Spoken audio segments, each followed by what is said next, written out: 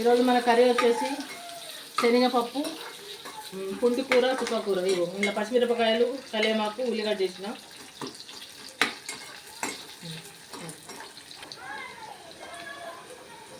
ఎల్లిగడ్డ మన ఎల్లిగడ్డలు, జీలకర్ర దంచిన కచ్చపచ్చగా. ఇది వేస్తే బాగుంటుంది, ఫ్లేవర్ బాగుంటుంది.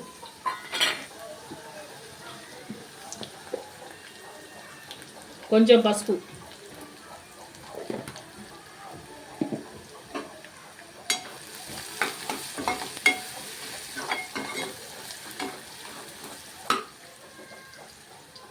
ఇప్పుడు పుంటి కూర వేస్తున్నా.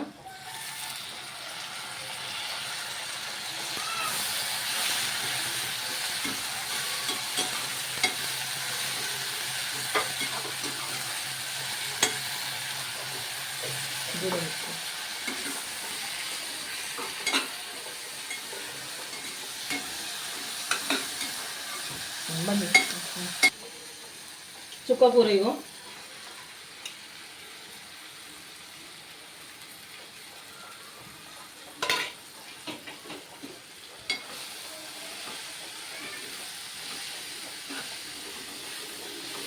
మంట సిమ్లో పెట్టుకుందామండి. సిమ్లో పెట్టుకొని చేసుకుందాం, బాగుంటుంది.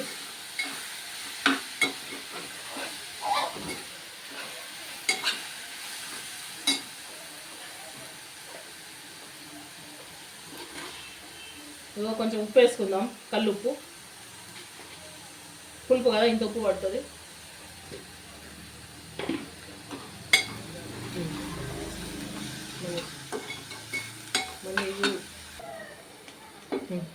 శనగపప్పు వేసుకుందామండి. దీంట్లో కొంచెం ఉడకబెట్టిన లైట్గా.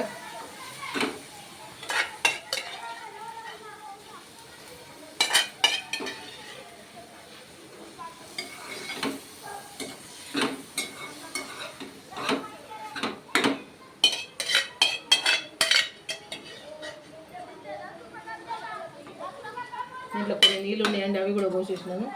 ఉడుకుతుంది దీంతో, నీళ్ళతోటి.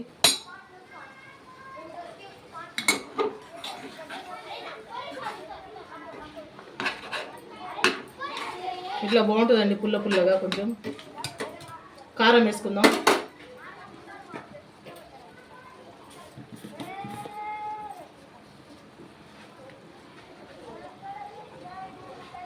ఇంత కారం పడుతుందండి, ఎందుకంటే పులుపు కదా, సరిపోతుంది. ఒక టీ స్పూన్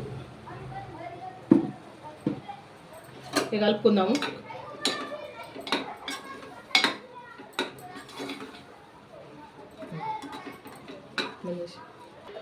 చూద్దామండి ఉప్పు కారం సరిపోయిందా లేదా.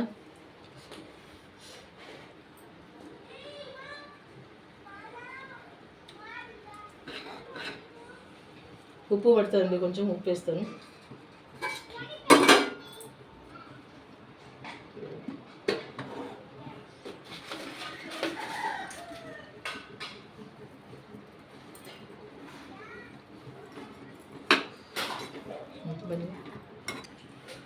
కొన్ని నీళ్ళు పోసుకుందామండి, కొంచెం చిక్కగా అవుతుంది కర్రీ. కొంచెం ఇంకా మళ్ళీ చల్లబడ్డాక ఇంకా గట్టిగా అవుతుంది దగ్గరికి.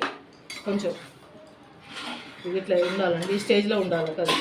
ఉడికిన తర్వాత ఈ స్టేజ్లో ఇంకా కొంచెం వాటర్ వేస్తానండి.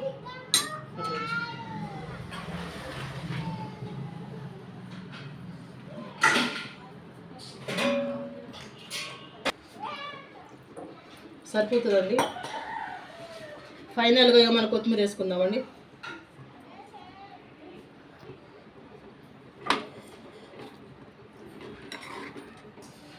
కొంచెం మంట ఎక్కువ చేసినాం. ఇప్పుడు కొత్తిమీర వేసేసి కొంచెం 2 నిమిషాలు ఉంచుతాము. ఇట్లా 2 నిమిషాలు తీసేద్దాం. మనకి ఇట్లా పప్పుగా ఉంటే బాగుంటుందండి.